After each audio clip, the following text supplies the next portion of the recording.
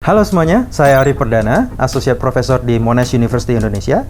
Saat ini saya mengajar di program Data Science. Langsung aja, Ask the Expert.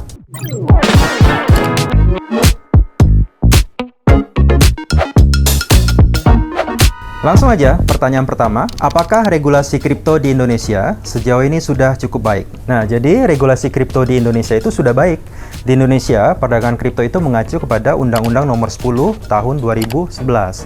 Jadi, aset kripto itu bisa dikatakan sebagai komoditi, yaitu barang atau jasa yang menjadi subjek kontrak berjangka. Nah, aset kripto di Indonesia untuk saat ini diatur dan diawasi oleh Badan Pengawas Perdagangan Berjangka Komoditi atau disingkat sebagai Bapepti yang berada di bawah Kementerian Perdagangan RI. Nah, inti dari aturan-aturan dan perundang-undangan ini adalah untuk melindungi konsumen dari berbagai risiko yang mungkin terjadi berkaitan dengan transaksi-transaksi aset kripto itu tadi.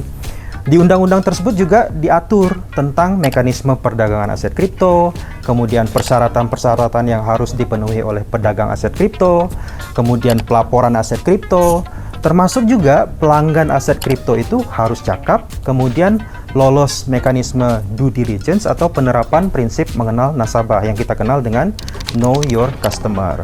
Nah, dengan disahkannya undang-undang pengembangan dan penguatan sektor keuangan, pengawasan aset kripto nanti itu akan lebih kuat lagi karena nanti aset kripto itu akan diatur dan diawasi oleh Otoritas Jasa Keuangan (OJK). Nah, tapi perlu ada waktu transisi perpindahan dari Bapepti ke OJK. Apa benar kripto berpotensi mengganggu lingkungan dan ketersediaan listrik? Kripto itu banyak sekali dan beragam. Jadi ada beberapa uang kripto yang ditambang dan membutuhkan energi listrik yang sangat besar. Misalnya apa? Bitcoin, Litecoin, dan Monero. Tetapi ada juga yang menggunakan energi yang rendah.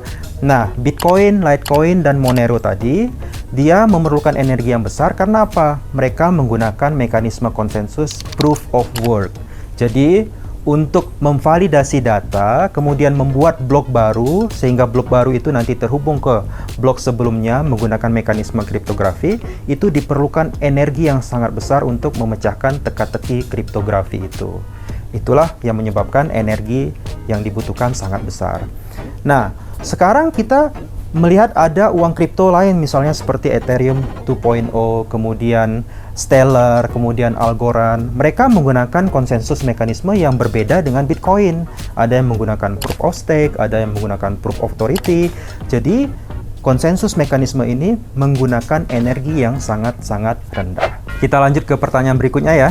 Apakah ada manfaat jangka panjang jika punya aset kripto di Indonesia? Untuk manfaat jangka panjang kripto ini sulit sekali memprediksinya karena uang kripto itu sangat volatil, berfluktuasi, terkecuali untuk stablecoin. Kita ambil contoh, di awal tahun 2022, nilai Bitcoin itu sekitar 47.000 US dollar.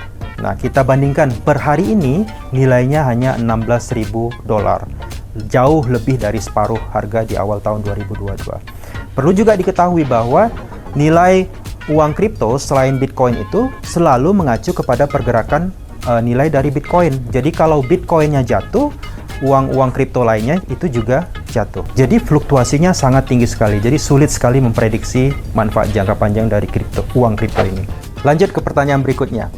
Apa kira-kira yang harus dipertimbangkan sebelum kita berinvestasi mata uang kripto? Ada 3 saran yang bisa saya berikan sebelum membeli uang kripto. Pertama, pahami bahwa uang kripto itu nilainya berfluktuasi. Jadi nilainya bisa berubah bukan dalam hitungan hari, tetapi dalam hitungan detik. Jadi pahami dengan benar bahwa uang kripto ini nilainya sangat berfluktuasi.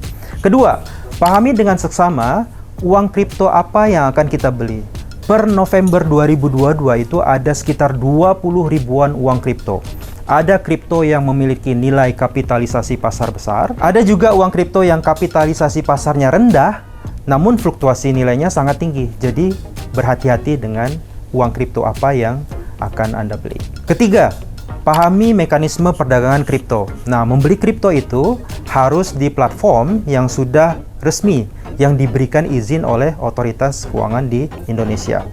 Nah, jangan pernah membeli kripto dari individu-individu pribadi dan jangan pernah mau mentransfer uang ke individu pribadi untuk membeli kripto. Sejauh ini, bagaimana tingkat keamanan dan resiko berinvestasi kripto di Indonesia? Kalau dari sisi teknologi, platform-platform resmi yang beroperasi dan memperdagangkan uang kripto di Indonesia itu sudah aman. Jadi, Bapepti itu mempersyaratkan pedagang aset kripto itu harus memenuhi standar ISO. Ada ISO 27001, kemudian ISO 27017, dan ISO 27018. Nah, ketiga ISO ini berkaitan dengan Information Security Management, kemudian Cloud Privacy, dan Cloud Security. Nah, platform ini juga memiliki beberapa lapis keamanan. Misalkan apa? Ketika pengguna login ke platform mereka, tidak hanya username dan password saja yang diminta, tetapi juga ada kode dari autentikator yang harus diisikan.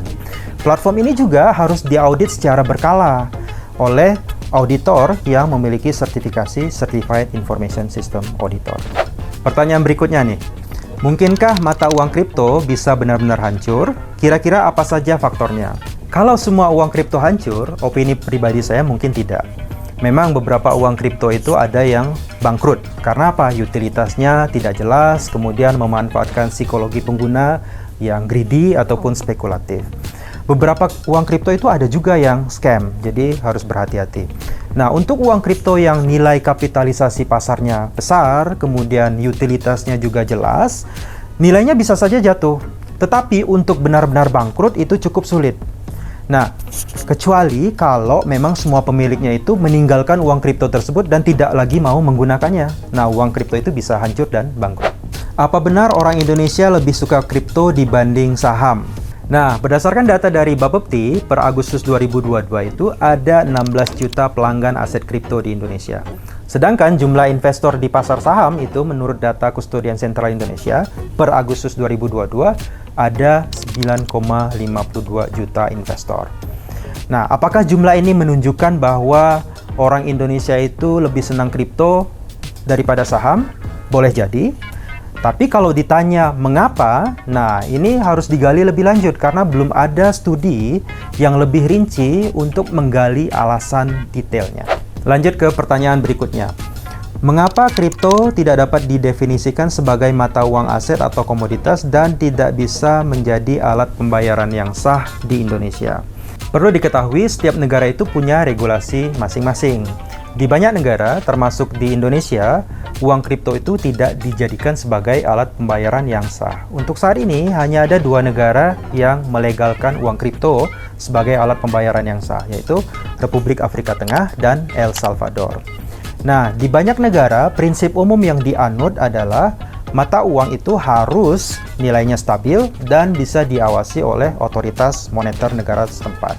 Nah, uang kripto itu tidak bisa memenuhi prinsip-prinsip umum itu, tidak stabil nilainya dan tidak bisa diawasi oleh otoritas moneter. Makanya, uang kripto tidak bisa dijadikan alat pembayaran yang sah untuk saat ini di banyak negara, termasuk juga di Indonesia.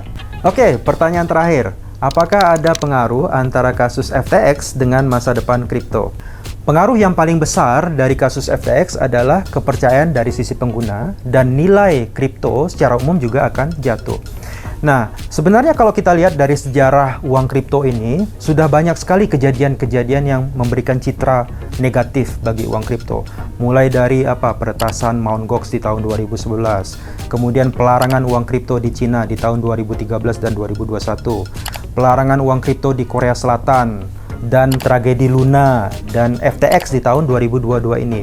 Nah, ketika terjadi peristiwa-peristiwa yang mencoreng citra uang kripto itu, dampak yang paling terasa apa? Nilai uang kripto secara umum itu akan jatuh. Oke, semoga jawaban-jawaban saya bisa bermanfaat bagi teman-teman semuanya. Sampai jumpa di Ask the Expert berikutnya.